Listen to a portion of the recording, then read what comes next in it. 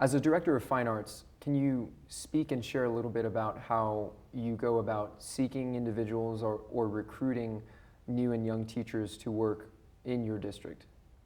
Well, the first thing I'd say, Jonathan, is in Leander ISD, we have a very strong culture of not just with our students, but of our teachers also.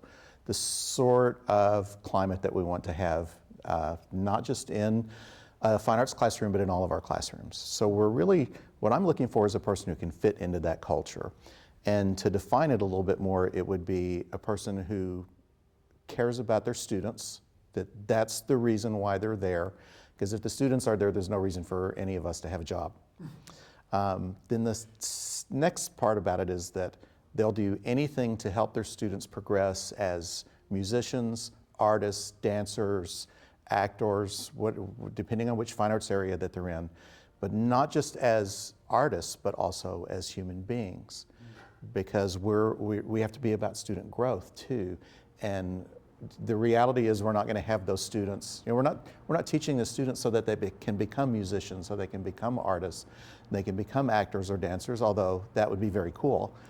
But that's not really why we're there. We're there so that if they want to pursue that path, they can, but also so that they'll have an appreciation of all those different art forms when they grow up. A lasting appreciation. Exactly. Absolutely. And that when they get to be old enough, that they'll be supporting the arts in what they do and encourage their children to participate in them as well. You, being amongst many hiring committees and always being in an interview, going through days of interviews each year, surely, what are some successful things that you've seen in interviews? The most important thing is that they answer the questions. And that sounds sort of simplistic, but I've been in so many interviews where the person will sort of prattle on and never really get to the meat of what the question was trying to get at. It may be a question about how would you, describe your experiences in this particular area. What makes you a good candidate for this job? And the person will start talking about things that don't really matter. And then they're in it's such a priority to them to mention the things that they think will help. They neglect to answer the real question. And most of the questions that we ask they're either a multi-pronged question, which is that there's two questions to them, or there's a meaning to it. We're trying to get the person to answer the question not just to tell us what they're about, but do it in a particular way. And so it's the term I keep thinking of is the Goldilocks zone, which is they give the answer that's just right. They're enthusiastic, but they're not so enthusiastic that we think, okay, is this an act? They also look like they really want the job. They communicate that they want the job, and they also communicate that they'll do whatever they need to do in order to not just get the job, but to be successful after they have the job. So it's when a person walks away and the committee, and there's almost always a committee these days, it can be anywhere from 3 to, depending on the level of the job, it can be 8 to 10. When the committee gets together and starts talking about what did you think about that person, and we talk about the things that we like, it's almost always that they're eager, they're excited, they seem to be passionate about what they do, passionate about whatever art form it is that we're interviewing them for. But it's also that they know that they're all about the students, of course, but also that they know that they're not done. They're still a work in progress, and that they're going to keep working to be successful. Just getting the job is really the first step. It's not the last step. Right. Can you talk a little bit more about the questions? You talked about these multi-pronged questions. What kind of questions can we expect when we sit down in an interview? I think there's about 3 different types of questions. One of those are the kind of personal get-to-know-you questions. What sort of experience do you bring? How would you, what positive benefit would hiring you bring to our program? For that sort of thing, we might be looking for, here's a person who is well-versed in technology. We don't have that right now. It may be, this is a person who's taught beginning brass for 15 years. We don't have anyone on the staff who has that level of experience and that level of success. And I want to stop right there by saying it's not just the experience, because the experience is dependent upon where it is and if the person's been successful. And that's measured in the progress of their students. So it's those sort of personal questions. Personal really isn't the right word, but I think you probably understand what I mean when I say that. The second kind of questions that are very popular now are what I call situational, where if you were in this sort of situation, and how would you handle it? And there's a movement in the HR community to, rather than saying, what would you do if you were confronted with this situation, but rather to say, when you were confronted with this situation in the past or a similar situation, how did you handle it? And the idea is that past behavior is a better predictor of future behavior than imagined behavior is. So if the person can say, yes, I had this issue, or I had this situation come up, and this is what I did, and then they also gives them the opportunity to say, if I had the opportunity to do it again, I probably wouldn't do it that way, I would do it this way, and which shows that they've grown from that experience. Another big key is when one of the questions that not just we ask, but a lot of people do, is if you've ever had a conflict or a disagreement with a colleague or supervisor, how did you handle it? And there's two kind of dead giveaways to that question that are negatives for us. One is when the person says that they can't remember ever having a disagreement, which tells me that maybe they're not totally aware of when those disagreements have happened. Or if they stop for a second and go, well, gosh, there've been so many, just a minute, let me think of one. Oh, wow. And that means, okay, is this the sort of person we want to bring on to our staff if they've really had that many disagreements? And then it's okay to have a disagreement, but what did you do? Did you work with the people who were there to come up with either an understanding of why this is how we're doing things, or convincing them that to either consider your option, not necessarily to change their mind, because as a first-year teacher or even as a new teacher to a district, that's not your job. It is your job to bring things up, but then it's the job of the head director to make that call. So then the third sorts of questions are the ones, how do you want the band to sound? Describe it to me. What would I see in a classroom of yours if I were to walk in? Describe what that would look like. In the case of choir, how do you teach sight reading? Or in the case of some other fundamentals for some of the other fine arts, because I do oversee all the fine arts, is how do you teach this specific fundamental, or how important do you think fundamentals are? How much time do you spend in a rehearsal to do that? And for a lot of those questions, there's no precise, correct answer. We're just trying to find out, have you thought about this? Are fundamentals important to you?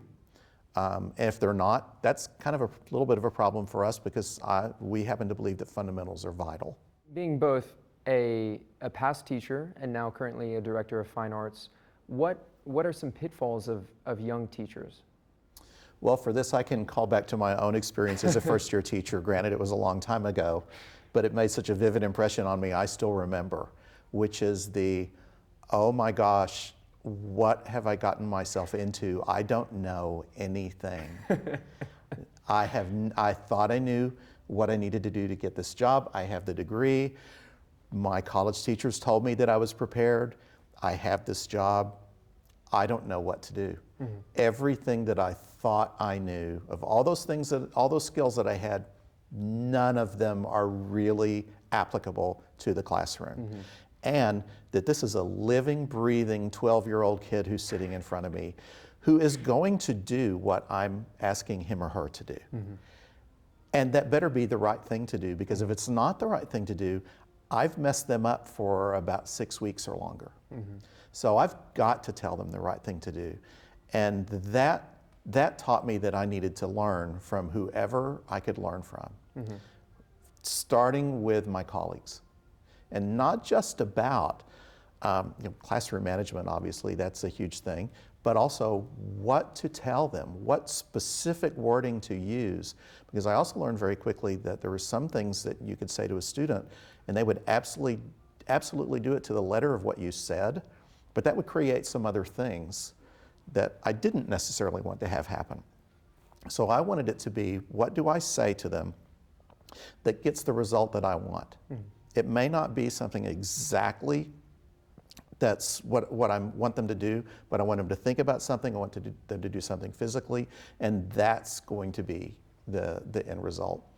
So not only did I learn that I needed to talk to my colleagues and find out what in the world I needed to do to improve, it was also to find people who had been doing this for quite some time that I could learn from. And it was putting myself in situations where I can interact with them. Sometimes that meant going to a region band clinic and sitting down with someone who taught in either somewhere else in my school district or somewhere else in the region, and just asking them questions. We had a really great sort of coterie of friends who were baby band directors at the same time that I was, many of whom I'm still very good friends with. And we were always asking each other things like, okay, how do you played this piece last year, how did you get your French horns to play this part right? Because measure 25 is just terrible for us.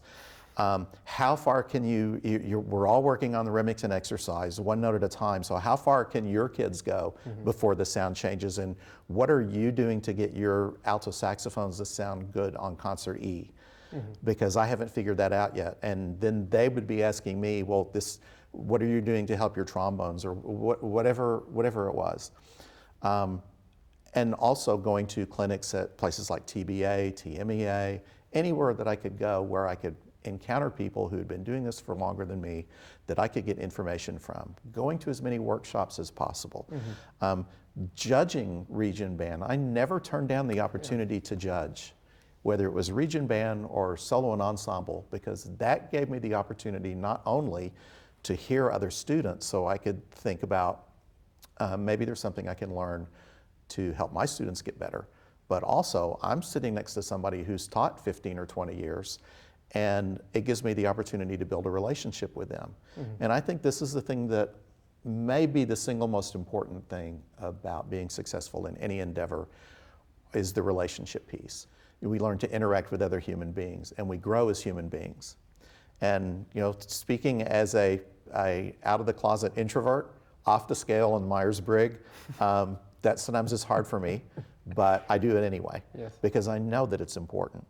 And sometimes that meant walking up to someone after they had given a clinic or a workshop and introducing myself, and either responding to what they did by saying, hey, I really enjoyed your clinic, and then I want to know more about it.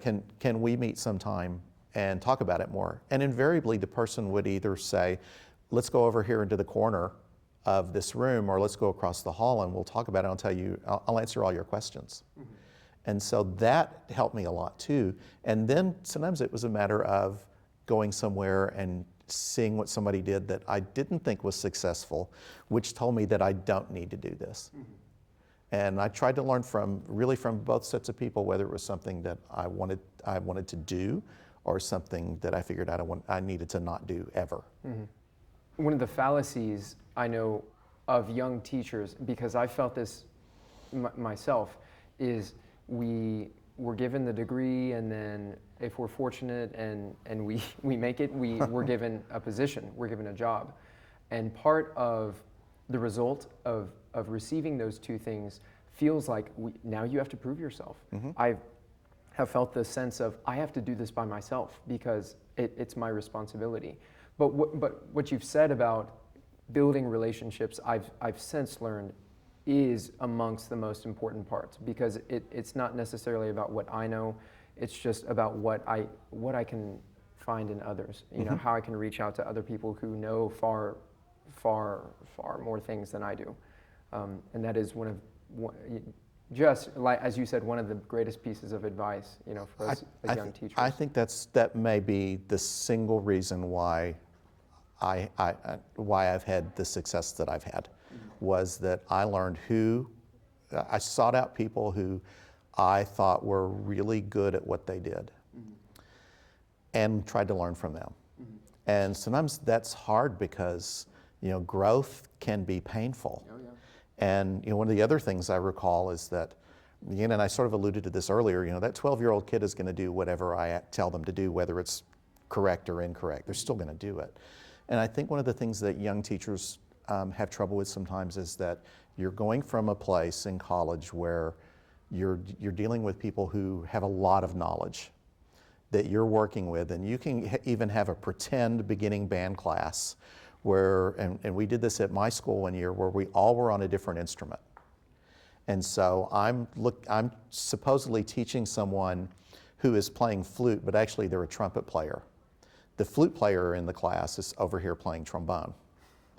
And so I would say to the person who's playing flute, this is what you do. Meanwhile, the person who's the flute player is sitting on the other side of the room going, no, that's not what you say. So even in that setting, while that was helpful, it still didn't prepare me for that setting where there's no laboratory you can adequately prepare for yourself in the university setting that's like real life. You go into the classroom, it's not a lab anymore, it's real. Right. And that I think any young teacher has to work through that and understand that in order for me to stand up here and tell these students what to do, I need to know what to tell them. And I need to have a plan for executing it. And then I need to have a plan for if what I said at first doesn't work. Because that happens too. And if what I say the second time doesn't work, what do I do for the third time? And then after that, where do I stop and say, nothing, this isn't going to happen today, and we need to go on? The timing of that is hard to learn too. Absolutely. But it's crucial, because that way the student doesn't feel like a failure because I'm doing everything you told me to do, but it's not working, so it must be my fault. No, you have to turn, as a teacher, you have to turn that on you and say, no, that's my fault, because I haven't come up with the right thing to tell you yet.